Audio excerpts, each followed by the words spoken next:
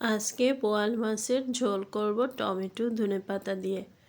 তো আমি সেজন্য পেঁয়াজ বাটা, রসুন বাটা, তারপরে কিছু কুচানো পেঁয়াজ সব একসাথে তেলে দিয়ে দিলাম। এরপর একটু ভালো করে কষিয়ে নেব।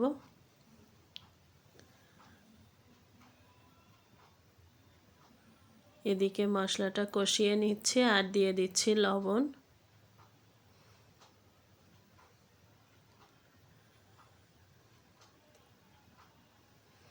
এবার একটু হলুদের গুঁড়ো দিয়ে দিলাম।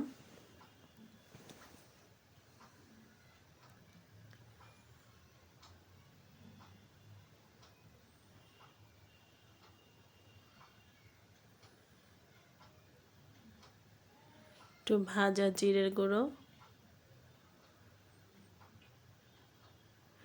ছাদে বসে রান্না করতে না খুবই ভালো লাগছিল।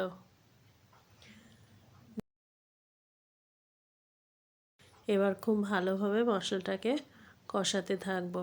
যতক্ষণ মশলার কাঁচা গন্ধটা দূর না হবে ততক্ষণ কষিয়ে নেব।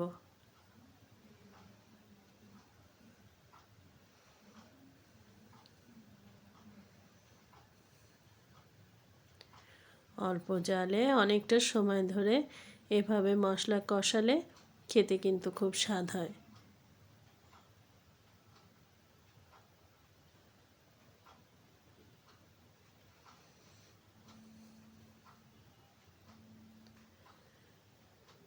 আর ওই যে দেখছো কাকে দেখলে আমার রাজপুত্র, সে সবসময় আমার পিছন পিছন থাকেই।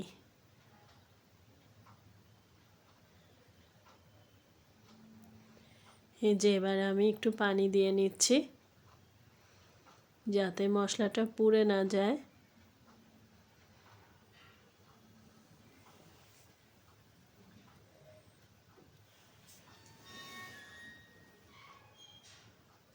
মাছটা দিয়ে আবার একটু নেড়ে চেড়ে দেবো, তবে একটু আস্তে নাড়তে হবে কারণ আমি তো মাছটা ভেজে নেইনি, এটা আজকে কষিয়ে রান্না করব। তারপর দিয়ে দিয়েছিলাম টমেটো। সব ভালো করে কষিয়ে এবার আবার ঝোলের পানি দিয়ে দিচ্ছি।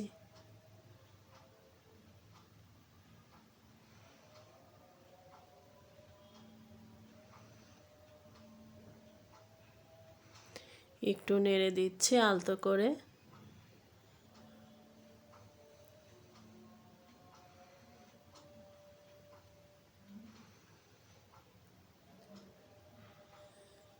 এই দেখো চলে আসলাম ধনেপাতা নেওয়ার জন্য। এখানে কিছুটা ধনে ফেলেছিলাম, তো সেখান থেকে গাছ হয়েছে।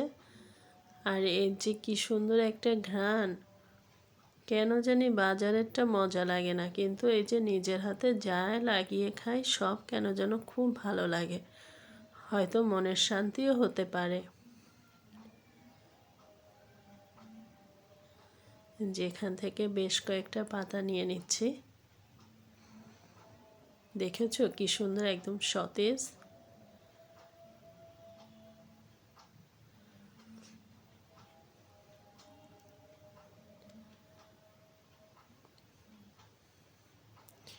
ভালো করে ধুয়ে নিচ্ছি।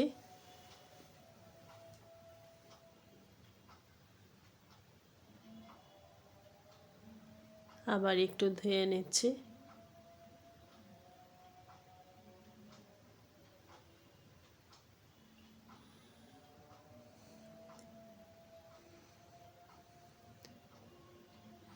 এবার উপর থেকে ধনেপাতাটা দিয়ে দেব।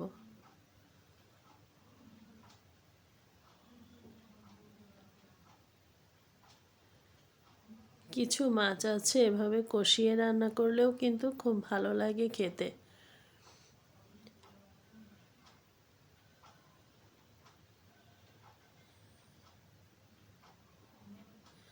আগে একদিন রান্না করেছিলাম ভুনা, আর আজকে করছি একটু ঝোল ঝোল। আগের দিন ভেজেই করেছিলাম, তো আজকে ভাবলাম টমেটো ধনেপাতা এগুলো দিয়ে ঝোল ঝোল করলে ভালোই হবে।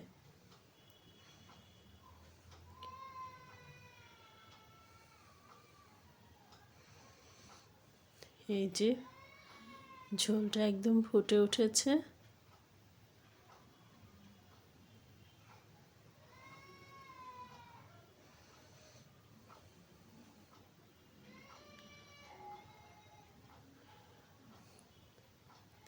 আমার ছেলে আমার অনেক কাজ করে দেয়, সারাক্ষণ আমার সাথে সাথে থাকবে। আম্মু তোমার কিছু লাগবে, করে দেব। এই যে দেখো কালারটা কত সুন্দর এসেছে না?